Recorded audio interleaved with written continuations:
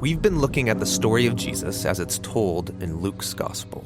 It begins with the arrival of an unlikely king born in poor, humble circumstances. Then we saw Jesus as a teacher and prophet. He went throughout Israel calling people to a radical way of life, where enemies become friends, the poor are cared for, where people find forgiveness for their failures. He went from town to town inviting people to follow him and live under God's reign in this upside-down way. And he did many signs and wonders, so many Israelites began to hope that he would rescue Israel from the Romans and set up a new kingdom of peace and justice. In short, that he would bring the kingdom of God.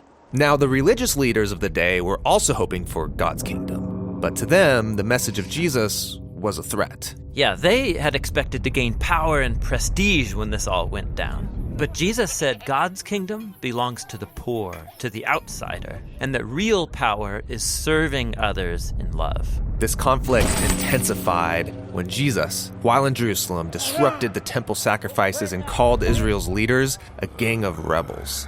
So they arrested Jesus, and they had him accused before the Roman authorities of being a rebel king. He was handed over for execution, even though he was innocent. Then he was taken outside the city and put to death on false charges. This brings us to the final section of the Gospel of Luke. There was a religious leader named Joseph who opposed Jesus' execution and then requested to be given his body so he could bury Jesus in a nearby tomb. And then a couple of days later, some women who had followed Jesus came to visit that tomb, and they found it open and empty, and they encountered these mysterious figures telling them Jesus was alive from the dead. So they run away terrified. Nobody believes their report. I mean, he can't be alive. They all saw him die. Now, just outside of Jerusalem, a pair of Jesus' followers were leaving the city, traveling on a road to a town called Emmaus, and they were sad and confused about everything that had happened. Then Jesus shows up, walking alongside them, but they don't know it's him. Yeah, that's weird. Why couldn't they recognize him? Yeah, it's an odd but really significant image for Luke.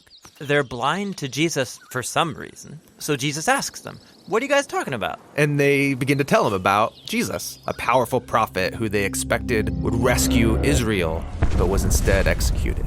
Some women say he's alive, which is crazy. It's all too much. We're going home. So Jesus tries to explain that this is what the Jewish scriptures had been pointing to all along. That Israel needed a king who would suffer and die as a rebel on behalf of those who actually are rebels. And then he would be vindicated by his resurrection so he could give true life to those who would receive it. But it's still not making sense. They're as confused as ever. Which leads to the scene where they sit down for a meal with Jesus. He takes the bread, he blesses it, breaks it, and gives it to them, just as he did at the Last Supper. Yeah, this is the image of his broken body, his death on the cross. And it's when they take in the broken bread, that's when their eyes are open to see Jesus. Then he disappears, and the episode's over.